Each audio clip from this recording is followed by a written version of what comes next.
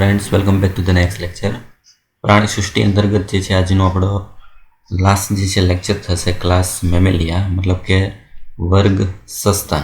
બરાબર, સસ્તન જે છે એના વિશેની સામાન્ય માહિતી, જેમાં સૌથી વધારે મેઇન ઇમ્પોર્ટન્ટ સસ્તન જે છે એમાં મનુષ્ય ઉદાહરણ આવે છે। એટલે આપણે માનવ અંતર્ગત જેટલા લક્ષણો આવે છે એના બધા તંત્ર એનો આપણે અલગથી અભ્યાસ કરવાનો છે। એના માટેનો આખો આપણે યુનિટ 5 છે, જે મનુષ્યના બધા તંત્ર જે છે, પાચન તંત્રથી માંડી અને અંતઃસ્રાવી તંત્ર સુધીના બધા તંત્રનો અભ્યાસ કરવાનો છે। એટલે ડિટેલ તો એમાં ભણવાની જ છે, બરાબર। પણ એ સિવાય મનુષ્ય સિવાય જે છે એના બધા પ્રાણીઓના કેટલાક સામાન્ય લક્ષણો એના વિશે આપણે ચર્ચા કરી લઈએ, બરાબર। એટલે સૌથી પહેલાં વર્ગ સસ્તન મેમેલિયા જે વિવિધ નિવાસ સ્થાનોમાં જોવા મળે છે। પ્રાણી સૃષ્ટિમાં સૌથી છેલ્લો સમુદાય જે છે એમાં સસ્તન વર્ગ આવ્યું છે, તો સ્વાભાવિક છે કે આ સૌથી જટિલ જે છે પ્રાણી ગણવામાં આવશે અને સૌથી વધારે વિકસિત પ્રાણી બધી જગ્યાએ જોવા મળે, જેમ કે ધ્રુવ પ્રદેશ, રણ, પર્વતો, જંગલો, તૃણભૂમિ, અંધારી ગુફાઓ। કોઈ પણ એવી જગ્યા જે છે નથી કે જ્યાં સસ્તન વિભાગ જે છે રહી શકતો નથી। એટલે સૌથી અનુકૂલિત અને જટિલ જે છે એ વિકસિત પ્રાણી। તેમાંના કેટલા ઉડવા કે પાણીમાં જીવન ગુજારવા પણ અનુકૂલિત થયેલા છે। તમને ઉદાહરણ ખ્યાલ છે, બરાબર। કેટલાક સસ્તનો જે છે એ ઉડવા સાથે અનુકૂલિત છે, જેમ કે ચામાચીડિયું, કેટલાક પાણી જે છે એમાં જીવન ગુજારે, જેમ કે બ્લુ વેલ જે છે, બરાબર, માછલી, ડોલ્ફિન જે છે, આ બધી માછલી જેવું દેખાય છે પણ એ સસ્તન પ્રાણીઓ છે, બરાબર। એટલે ખાસ જે છે એમાં કન્ફ્યુઝન ના થાય। તો એ પાણી જીવન, હવાઈ જીવન અને સ્થલજ એટલે કે જમીન જીવન ત્રણેય માટે અનુકૂલિત એવા સસ્તનો પ્રાણીઓ ધરાવે છે। દૂધનો સ્ત્રાવ કરતી ગ્રંથિઓ, મેમરી ગ્લેન્ડ પરથી જ નામ આવ્યું છે। મેમેલિયા વિભાગ સ્તન ગ્રંથિઓની હાજરી એની મુખ્ય લાક્ષણિકતાઓ છે, બરાબર। આ વર્ગના જે પ્રાણીઓ જે છે એના બચ્ચાનું પોષણ આપવા માટે દૂધનો સ્ત્રાવ કરતી સ્તન ગ્રંથિ ધરાવે છે, બરાબર, જેના દ્વારા એના બચ્ચા જે છે એને પોષણ મળે છે, જેના દ્વારા શિશુને પોષણ મળે છે। તેઓ ચાલવા, દોડવા, આરોહણ, દરમાં ઘૂસવા, તરવા, ઉડવા માટે અનુકૂલિત થયેલા 2 જોડ ઉપાંગો ધરાવે છે। ચાલવા, દોડવા, આરોહણ કરવા એટલે ઉપર તરફ ચઢાણ કરવું, બરાબર, ધરમાં ઘૂસવા, તરવા માટે, કૂદવા માટે, બધા અનુકૂળતા માટે એમાં 2 જોડ ઉપાંગો એટલે ટોટલ 4 પગ જે છે આવેલા હોય છે। સસ્તન પ્રાણીઓની ત્વચા વાળ રૂંવાટી ધરાવવામાં અનોખી છે, આ બીજી ખાસિયત। પહેલું, સ્તન ગ્રંથિની હાજરી। બીજી લાક્ષણિકતા, બધા સસ્તનો હોય એમાં રૂંવાટી આવેલી હોય, શરીર ઉપર રૂંવાટીની હાજરીની લાક્ષણિકતા છે। ઉપરાંત બાહ્ય કર્ણ કે કર્ણ પલ્લવની હાજરી, બાહ્ય કર્ણ હાજર હોય ને કાનની બહારની બાજુ જે છે કર્ણ પલ્લવ જે છે આવેલા હોય છે, જેની મુખ્ય લાક્ષણિકતા। જડબામાં વિવિધ પ્રકારના દાંત હાજર હોય છે, દાંતના અલગ પ્રકાર હોય છે, બરાબર। જે તમે મનુષ્ય અંતર્ગત ભણી ગયા છો કે મનુષ્ય જે છે એમાં વિષમદંતી દાંત હોય, કૂપદંતી પ્રકાર જોવા મળે છે, બરાબર। એવા અલગ પ્રકારના દાંતની હાજરી। હૃદય ચતુષ્ખંડીય, 2 કર્ણકો અને 2 ક્ષેપકો, જે આપણે હૃદયવાળા વિભાગમાં રુધિરાભિસરણ તંત્રમાં ડિટેલ ભણશું। સમતાપી પ્રાણીઓ છે, મતલબ શરીરનું તાપમાન જે છે એ જાળવી રાખે છે, બરાબર, ઉષ્ણ રુધિરવાળા। ફેફસા દ્વારા શ્વસન કરે, જેમાં 1 જોડ ફેફસા આવેલા હોય। લિંગભેદ જોવા મળે છે, એટલે કે નર અને માદા બંને જે છે જુદા પડે છે અને અંતઃફલન દર્શાવે છે, બરાબર, ફલન જે છે શરીરની અંદર। થોડાક અપવાદો સાથે અપત્યપ્રસવી બચ્ચાને જન્મ આપતા બધા પ્રાણીઓ છે અને સીધો વિકાસ છે અપવાદ સાથે। શું કામ? કારણ કે ઉદાહરણ તરીકે એક્ઝામ્પલ જોશો તમે, અંડપ્રસવી પ્રાણી છે બતક ચાંચ, બરાબર। બતક ચાંચ જે છે ખાસ નામ યાદ, બધામાં ઇંગ્લિશ નામ યાદ રાખવાના છે, પ્લેટીપસ। આ પ્લેટીપસ જે છે ઓર્નિથો રિંકસ જે છે, જે બતક ચાંચનું વૈજ્ઞાનિક નામ જે છે। બતક ચાંચ માત્ર એવું પ્રાણી છે જે અંડપ્રસવી છે, અમુક એક બતક ચાંચ છે અને બીજું જે છે પ્રાણી નામ જે છે આવે છે શાહુડી, જે આપણે હું તમને આ ચિત્ર જે છે એમાં દર્શાવું છું। 2 પ્રાણીઓ અપવાદ છે કે જે ઈંડા મુકતા સસ્તનો છે માત્ર, બરાબર, બાકી બધા બચ્ચાને જન્મ આપે છે। અપત્યપ્રસવી તરીકે બાકીના બધા કાંગારૂ, મેક્રોપસ, એટલે કાંગારૂ જે છે એનું વૈજ્ઞાનિક નામ યાદ રાખવાનું છે મેક્રોપસ। ચામાચીડિયું ટેરોપસ, બરાબર, હવાઈ જીવનને અનુકૂલિત જે છે પ્રાણી। ઊંટ, કેમલ પરથી કેમુલસ, વાનર, મકાકા એ જ વાનરની જાતિ છે। ઉંદરમાં રેટ પરથી રેટસ, આ બધા એના વૈજ્ઞાનિક નામ છે। કૂતરો કેમિસ, બિલાડી જે છે એમાં ફેલિસ, હાથી એલિફસ, ઘોડો જે છે એમાં ઇકસ, ડોલ્ફિન ડોલ્ફિનસ અને બ્લુ વેલ બેલાનોપ્ટેરા, બરાબર। વાઘ જે છે એમાં પેન્થેરા ટાઇગ્રીસ, સિંહમાં પેન્થેરા લિયો। બધા જે કાઉન્સમાં નામ આપેલા છે એ નામ ઇંગ્લિશમાં યાદ રાખવાના છે, કારણ કે એના વૈજ્ઞાનિક નામને આધારે જે છે એના ઉદાહરણ પૂછાય છે, બરાબર। એટલે દરેક જે છે વિભાગના અનુકૂલિતા પ્રાણીઓ આપેલા છે।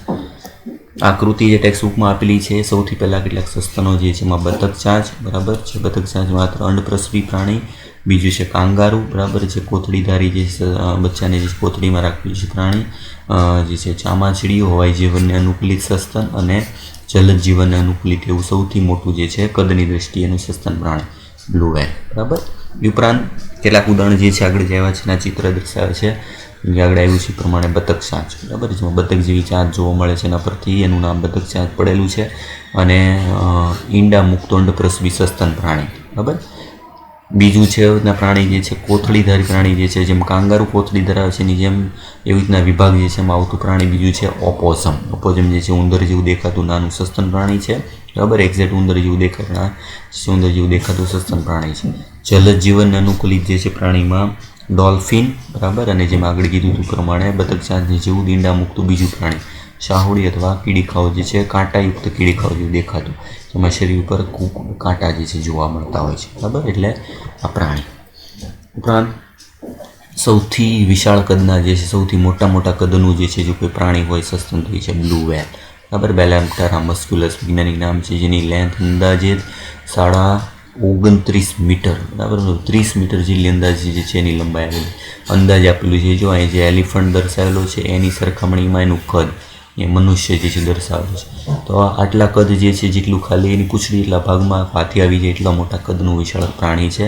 એની જે બીજી જે છે એમાં વિવિધતા ધરાવતું ભાગ બ્લુ વ્હેલ જેવો ભાગ છે સ્પર્મ વ્હેલ, બરાબર. ફાઇસેટર કેટાડોન જે પણ મોટા કદનું જે છે માથું ધરાવતું જે છે સૌથી મોટું વિશાળ દરિયાઈ છે પ્રાણી, એમાં પણ કદની અનુલક્ષીને દ્રષ્ટિએ છે જે અંદાજે છે 19 મીટર જેટલી લંબાઈ ધરાવતું એક જલદ જે છે સસ્તન પ્રાણી, બરાબર. એટલે સૌથી મોટામાં મોટા કદનું સસ્તન પ્રાણી હોય જલજમાં તો વ્હેલ આવશે, અને સ્થલજમાં હોય તો આવશે હાથી, જે સ્થલજ સૌથી મોટા કદનું સસ્તન પ્રાણી તરીકે આપણે લઈ શકીએ, બરાબર. આ થઈ ગયું ટેક્સ્ટ બુક પ્રમાણે રિલેટેડ. હવે એના પછી એક્સ્ટ્રા જે ભાગ ઉમેરવાનો છે એ જોઈ લઈએ ફટાફટ. જો વર્ગ સસ્તન, તો સૌથી પહેલો કેનોજેક યુગ એ સસ્તનનો સુવર્ણકાળ છે, જેમાં આગળ ડેવોનિયન કાળ જે છે આવી ગયો છે, બરાબર, પર્નિસિન યુગ આવેલું છે. અલગ અલગમાં સસ્તનોનો સુવર્ણકાળ તરીકે ગણાતો ભાગ કેનોજેક યુગ. સસ્તનનો અભ્યાસને નામ આપ્યું છે મેમલ્સ પરથી. જે માદાના બચ્ચાના પોષણ માટે સ્તન ગ્રંથિની હાજરી એની લાક્ષણિકતા. એક પણ અપવાદ વગર બધા સભ્યોમાં ઉરોદર પટલ હાજર હોય છે. આ ખાસિયત દરેક સસ્તન જે છે એમાં ઉરોદર પટલ હાજર હોય, જે ઉરસ અને ઉદરના વચ્ચેના ભાગમાં આવેલું હોય. જે મળોત્સર્ગ, બરાબર, મળ નિર્માણ જે છે કરવાની અને ત્યાગ કરવાની પ્રક્રિયા, શ્વાસોશ્વાસની, મૂત્રત્યાગની અને બાળપ્રસવ બચ્ચાને જન્મ આપવાની પ્રક્રિયામાં મદદ કરતું એક અંગ છે ઉરોદર પટલ. શરીર પર રૂંવાટીની હાજરી આવી ગયો આગળ. ચામડી જે છે જાડી અને ગ્રંથિયુક્ત, જેમાં ચામડીમાં પ્રસ્વેદ ગ્રંથિ, સ્નિગ્ધ ગ્રંથિ અને સ્તન ગ્રંથિ હાજર હોય. પરસેવો માટેની ગ્રંથિ પ્રસ્વેદ ગ્રંથિ, શરીરને તૈલી જે છે રાખતું એ ગ્રંથિ સ્નિગ્ધ ગ્રંથિ, અને દૂધ સ્રાવ માટે સ્તન ગ્રંથિ. રક્તકણો નાના અને કોષ કેન્દ્ર વિહીન, બરાબર. આગળ કોષ કેન્દ્ર યુક્ત આવતું આમાં આવે છે કોષ કેન્દ્ર વિહીન. રક્તકણો હોય એમાં કોષ કેન્દ્ર હોતા નથી. ગરદન ગ્રીવા જે છે એમાં 7 કશેરુકા, બરાબર, મતલબ કે જે ગરદનવાળો ભાગ હોય એમાં કશેરુકા એટલે મણકા, 7 મણકા જે છે મોટાભાગના બધા સસ્તનો જે છે એમાં આવેલા હોય અપવાદને બાદ કરતા. એના પછી મગજમાં 2 બૃહદ મસ્તિષ્ક ગોળાર્ધોને જોડતી રચના કોર્પસ કેલોસમ હાજર હોય, બરાબર. મગજ હોય એમાં 2 ખંડો હોય, મેં એને કહેવાય બૃહદ મસ્તિષ્ક ગોળાર્ધ, એને જોડતો ભાગ કોર્પસ કેલોસમ નામની રચના હાજર હોય, બરાબર. આ બધું ભાગ આપણે ડિટેલમાં જે અલગ અલગ સમુદાય જે છે મનુષ્યના તંત્ર એમાં આપણે ડિટેલ ભણશું. મસ્તિષ્ક ચેતાઓની 12 જોડ, અંત પ્રકારનું ફલન અને જે અંડવાહિનીમાં થાય છે, બરાબર. ફલન જે છે મોટાભાગનું બધું અંડવાહિનીની અંદર જોવા મળે, જેમાં મોટાભાગના પ્રાણીઓ પત્ય પ્રસવી છે, બચ્ચાને જન્મ આપે છે. અપવાદ તરીકે પ્રોટોથેરિયન્સ, બતક ચાંચ, શાહુડી છે, ઈંડા મૂકતા સસ્તનો છે. આ ખાસ ઇમ્પોર્ટન્ટ યાદ રાખવાનું છે, બતક ચાંચ જે અપવાદ છે. હવે જોઈએ ને આપણા જે એક્ઝામ્પલમાં મુખ્ય 3 સમૂહોમાં સૌથી પહેલું પ્રોટોથેરિયા. પ્રોટો મતલબ કે સૌથી જૂના ઈંડા મૂકતા પ્રાથમિક કક્ષાના સસ્તનો, જેમાં સનગ્રંથિઓમાં નિપલ હોતી નથી, બરાબર. જેમાં નર અને માદા બંનેમાં સનગ્રંથિ સક્રિય હોય અને બાળકના પોષણ માટે દૂધનો સ્રાવ કરે. યાદ રાખજો, બંનેમાં સક્રિય સનગ્રંથિ ધરાવતી જે છે એ પ્રાણી પ્રોટોથેરિયા. કર્ણપલ્લવ ગેરા છે, બાહ્ય કર્ણ હોય પણ કર્ણપલ્લવ જે છે એમાં હોતું નથી.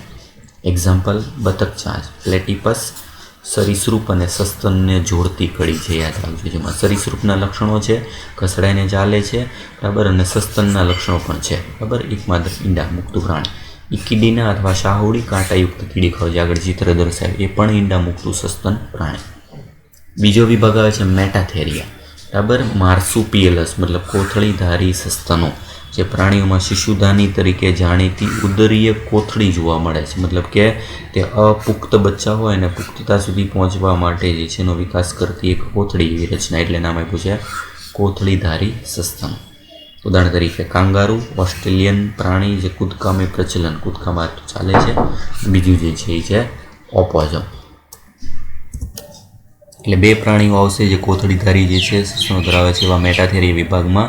બરાબર, એમાં આવશે કાંગારૂ અને બીજું છે ઓપોસમ. નેક્સ્ટ જે સૌથી વધારે આપણે મેઇન જે જોઈએ છે મનુષ્ય સહિત જેનો વિભાગ સમાવેશ થાય છે યુથેરિયા. બરાબર, વાસ્તવિક સસ્તનો છે સંપૂર્ણ વિકસિત બચ્ચાને જન્મ આપે છે. બરાબર, ઉદાહરણ બધા તમે જાણો છો, બહુ સિમ્પલ છે પણ બધાના નામ ઇંગ્લિશ નામ યાદ રાખવાના છે. સાયન્ટિફિક નામ ચામાચીડિયું તો ટેરોપસ, કેમેલસ ઊંટ, મકાકા વાનર, રેટસ ઉંદર. વાસ્તવિક ઉડતું પ્રાણી જે છે એમાં આવશે જે ચામાચીડિયું. કેનિસ કૂતરો, ફેલિસ બિલાડી, પેન્થેરા લિયો હોય તો લાયન પરથી સિંહ, ટાઇગ્રીસ વાઘ, ડોલ્ફિન, બ્લુ વ્હેલ હાથી, રાઇનોસોર ગેંડો અને હિપોપોટેમસ. બરાબર, બધા થઈ ગયા એના એક્ઝામ્પલ્સ. બરાબર, એટલે આટલા પ્રાણીઓ જે છે જેમાં આગળ બધાના અલગ અલગ જે અલગ પડતા એવાના જે છે બધાના પિક્ચર જે છે મેં દર્શાવેલા છે. બરાબર, માત્ર જાણકારી માટે જે છે જોવા માટે. બરાબર, આ થઈ ગયું બધા પ્રાણી જે છે આ સૃષ્ટિના અલગ અલગ લક્ષણો, ખાસ એક્ઝામ્પલ અને એના વૈજ્ઞાનિક નામ યાદ રાખવાના છે. લાસ્ટમાં એક ચાર્ટ આપેલો છે.